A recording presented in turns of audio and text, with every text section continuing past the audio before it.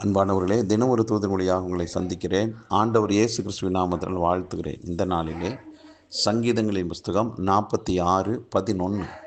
சேனைகளின் கர்த்தர் நம்மோடு இருக்கிறார், யாக்கோபின் தேவன் நமக்கு உயர்ந்த அடைக்கலமாயிருக்கிறார் என்று சங்கீதக்காரர் தனக்கு கிடைத்த அனுபவத்தை, அவருக்கு கிடைச்ச வெளிச்சத்தை வைத்து இப்படி சொல்லுகிறார். ஆம் பிரியமானவர்களே, அவர் ஆண்டவரை புரிந்து கொண்ட விதம் பாருங்களேன். அவர் எப்படிப்பட்டவர் என்று ஆண்டவரை குறித்து சொல்லுகிறார் என்றால், அவர் சேனைகளின் கர்த்தர், அவர் நம்மோடு இருக்கிறார் என்று. அப்போ ஆண்டவர் இயேசு நம்மோடு இருக்கிறார், நமக்குள்ள வாழ்கிறார் என்ற முழு நிச்சயம் நமக்குள்ள இருக்கட்டுமே. அப்புறம் அப்போ நம்மோடு இருக்கிற ஆண்டவர் நமக்கு எப்படிப்பட்டவராக இருக்கிறார்னா, உயர்ந்த அடைக்கலமாக இருக்கிறாராம், பாதுகாப்பாக நமக்கு இருக்கிறாராம். அப்போது எப்போது நம்மோடவே கூடவே இருக்கிறாரு, நம்மை பாதுகாக்கக்கூடியவராகவும் அவர் இருக்கிறார். அப்படி இருக்கும் பட்சத்தில் இன்றைக்கு நீங்கள் ஏறெடுத்து வைக்கிற ஒவ்வொரு முயற்சிகளிலுமே, ஒவ்வொரு வேலைகளிலுமே, அடுத்தடுத்து நீங்கள் செய்ய போகிற ஒவ்வொரு காரியத்திலுமே தேவன் உங்களோடு இருக்கிறபடியினால, தேவன் உங்களுக்கு பாதுகாப்பாக இருக்கிறபடியினால நீங்கள் நிச்சயமாக வெற்றி பெறுவீர்கள். உங்களுக்கு விரோதமாய் எத்தனை விதத்தில் எத்தனை பேர் சத்துருக்களாக எழும்பினாலும் அத்தனையையும் சந்திக்கிறதுக்கு தேவன் நமக்கு போதுமானவராக இருக்கிறார்.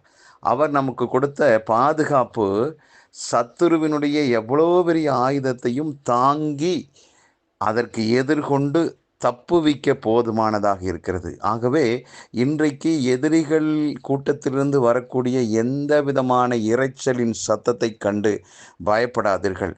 அங்கே இருந்து வரக்கூடியதான எந்த துர்ச்செய்தியும் பார்த்து அஞ்சாதிருங்கள். அதை குறித்து கேள்வியும் கேட்காதீர்கள்.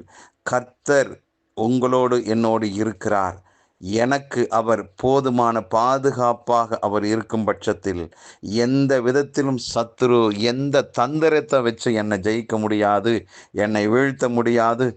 என்னுடைய குடும்பத்தை, என்னுடைய ஊழியத்தை, என்னுடைய தொழிலை, என்னுடைய தொழில் நிறுவனத்தை, என்னுடைய எதிர்காலத்தை அவனால் ஒரு விதத்திலும் பாதிப்புக்கு உள்ளாக்க முடியாது என்று வீரமான கர்த்தருடைய வார்த்தையை சொல்லுங்கள். அருமையானவர்களே, அவர் தாவீது எனக்கு அவர் அப்படிப்பட்டவராய் இருந்தார் என்று அவர் சொல்லும் பட்சத்தில் நாமும் சொல்லுவோம், எனக்கும் தேவன் என்னோடு தான் இருக்கிறார், எனக்கும் தேவன் அடைக்கலமாக இருக்கிறார். ஆகவே நான் அஞ்ச மாட்டேன், எதிர் வருகிற எந்த பிரச்சனையிலே நான் வெற்றி காண்பேன் என்று ஆண்டவரை முன்னிட்டு விசுவாச வார்த்தைகளை சொல்லுங்கள்.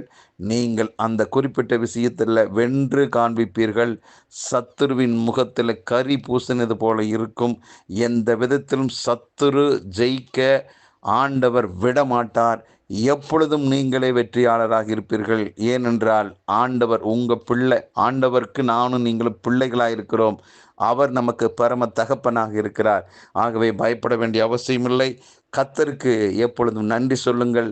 இந்த நாளும் உங்களுக்கு வெற்றி நாளாகவே அமையும். பரலோக பிதாவே, ஆண்டவரே, தாவீது சொல்லுகிற அந்த வார்த்தையின்படியே ஆண்டவரே, நீர் எங்களோடு இருக்கிறீர், எங்களுக்கு போதுமான அடைக்கலமாக, உயர்ந்த அடைக்கலமாக, பாதுகாப்பாக நீர் இருக்கும் பட்சத்தில் எதிர் வருகிற எந்த காரியத்தை கண்டு நாங்கள் பயப்பட வேண்டிய அவசியம் இல்லை. ஆமாண்டவரே, நிச்சயமாக இந்த நாளிலும் எங்களுக்கு நீர் வெற்றியை தந்துவிட்டீர், விடுதலையை தந்துவிட்டீர். நன்றி அப்பா. இதை கேட்டுக்கொண்டிருக்கிற எல்லாருடைய வாழ்வில் இருக்கிற குழப்பங்கள் மாறட்டும், பயங்கள் சந்தேகங்கள் மாறட்டும். ஒரே ஒரு வார்த்தை, கர்த்தர் என்னோடு இருக்கிறார் என்றதான் விசுவாசம் மட்டும் மேலோங்கட்டும். இந்த நாளிலே அவர்கள் வெற்றியை சுவைத்து பார்ப்பார்களாக. நன்மை உண்டாவதாக. ஒவ்வொருவரையும் வாழ்த்துகிறேன், ஆசீர்வதிக்கிறேன். இயேசு கிறிஸ்துவின் நாமத்தை ஜெபிக்கிற நல்ல பிதாவே, ஆமேன். அன்பானவர்களே, இது உங்களுக்குரிய நாள். சத்துரு வீழ்ந்து போவதை உங்களுடைய கண்கள் காணக்கூடியதான நாள். தைரியமாக இருங்கள். நன்றி.